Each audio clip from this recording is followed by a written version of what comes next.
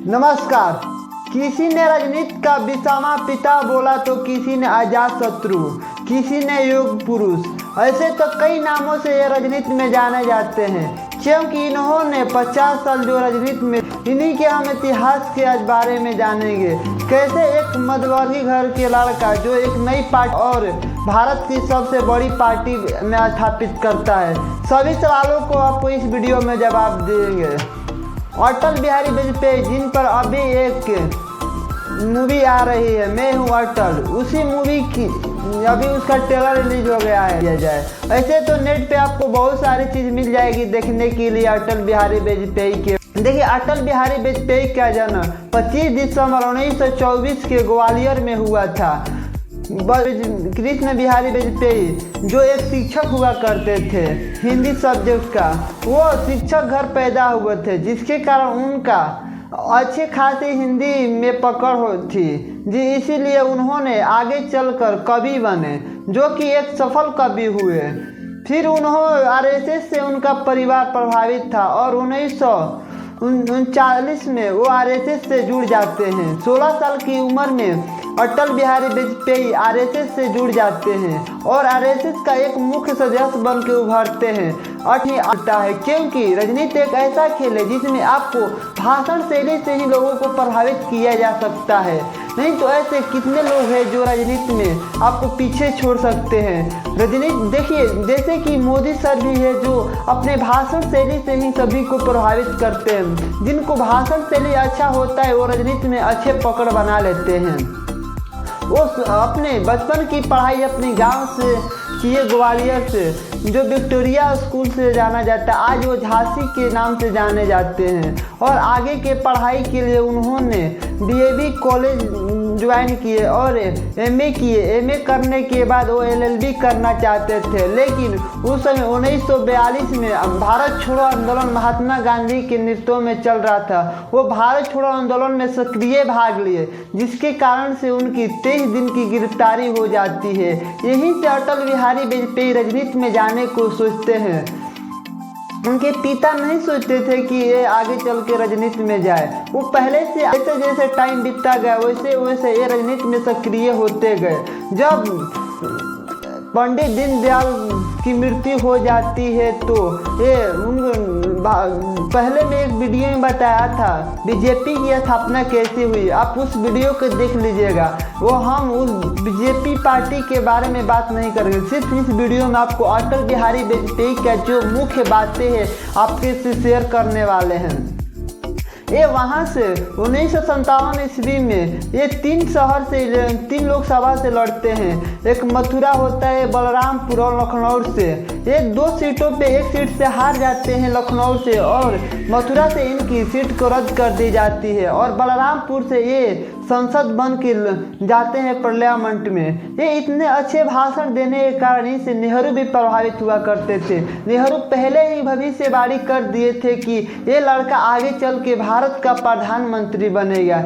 कि पहले भी आपको मैं बताया, इनकी भाषण शैली इतनी अच्छी थी और अपनी भाषा पे इतनी अच्छे तरीके से पकड़ बना लेते थे कि लोग इनकी मोहित हो जाते थे।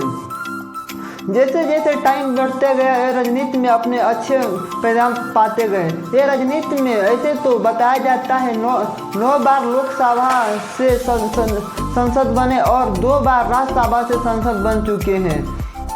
होता वहीं पर 1962 का लोकसभा में ये लखनऊ से हार जाते हैं। लखनऊ से हारने के बाद ये राज्यसभा से संसद बन के जाते हैं और उसी समय पंडित दीनदयाल की मृत्यु होने का पूरा पार्टी इधर से उधर हो गया था। उधर से पूरे भारत पर कांग्रेस का वर्चस्व बढ़ रहा था, क्योंकि कांग्रेस को टक्कर देने वाला कोई ऐसी पार्टी नहीं दिखाई दे रही थी जो कांग्रेस को टक्कर दे सके। इधर अटल बिहारी वाजपेयी कांग्रेस को उजाड़ने पर लगे हुए थे, क्योंकि अपने भाषण शैली से ये लोगों को प्रभावित कर रहे थे। कांग्रेस में भी डर पैदा हो गया था अटल बिहारी वाजपेयी से।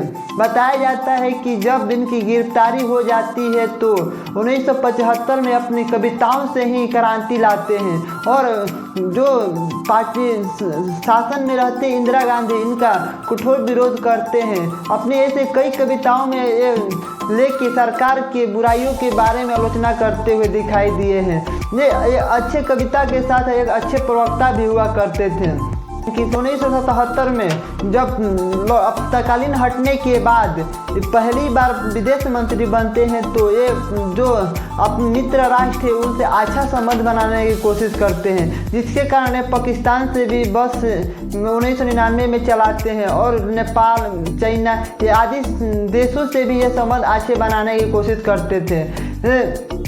ये पहली बार 13 दिन के लिए प्रधानमंत्री बनते हैं, लेकिन ये पूर्ण बहुमत ना होने के कारण ये सरकार गिर जाती है। फिर अगली बार ये 13 मंथ के लिए सरकार बनते हैं, लेकिन इसमें एक वोट से ही आते हुए 182 सीट जो आती है। एनडीए का पूरा सीट होता है 302 और भारत की सबसे बड़ी पार्टी उभर के बनते हैं और 5 साल की कार्यकाल पूरा करते हैं। इनके ऐसे तो बहुत अच्छे काम है जो पहले नंबर होती है शिक्षा करते हैं, शिक्षा के लेके, क्योंकि इन्हीं के समय जो शिक्षा था जो चरम सीमा पे आया और 4 साल लगाए, साल से 12 साल की जो लड़की की पढ़ने की जो अधिकार में मूल अधिकार में जोड़ा गया। ऐसे इनका मानना था शिक्षा ही है जो भारत की रूपरेखा बदल सकता है। इन्होंने अमेरिका से न डरते हुए परमाणु परीक्षण भी किया। ऐसे बड़े बड़े जो काम हुआ करता था इन्होंने करते थे। जब भारत का प्रधानमंत्री हुआ करते थे तो 1994 के जेनेवा सम्मेलन में पाकिस्तान के प्रधानमंत्री बनर्जी भुट्टो ने भारत के कश्मीर के लेके कुछ 370 आदि मुद्दों पर उन्हें में सवाल उठाई थी। तो उन्हें ये जवाब देने के लिए देखिए उस समय सरकार थी कांग्रेस की, लेकिन इन्होंने जनेवा में भेज दिया जाता है क्योंकि वैसे भाषण देते थे कि लोग इनसे प्रभावित हो जाते हैं। बनर्जी भुट्टो को मुंह ही बंद करके रख दिए। इसीलिए बताया जाता है कि शत्रु भी इन पे विश्वास करते थे। ये इनके लिए सर्वपल्ली देश होता है। ये राष्ट्र के लिए कुछ भी कर सकते थे। ये राजनीति पहले नहीं प्राथमिकता में देते थे। जैसे कि आज की पार्टियां देख रहे हैं अपनी सत्ता बनाने के लिए कुछ किसी भी हद तक जा रही है, लेकिन ऐसा कोई भी उनके में गुण नहीं होता है क्योंकि इसे सबसे पहले होता है राष्ट्र। ये जानते के लिए ही राजनीति में आए थे। इन्हीं के कारण राजनीति में सुधार भी हुआ और कितने राजनीति जो है इन्हें गुरु भी मानते हैं। राजनीति करना हो तो अटल बिहारी वाजपेयी जैसा करना होता है। ऐसे इन्हें कई अवार्ड से भी सम्मानित किया गया है। 2014 में भारत की सबसे बड़ी सम्मानित किया गया भारत रत्न से और इनका मृत्यु 16 अगस्त 2018 में हो गए है। एक भारत अपने युग पुरुष को खो दिया। इन्हीं जैसे लोगों की जरूरत है भारत की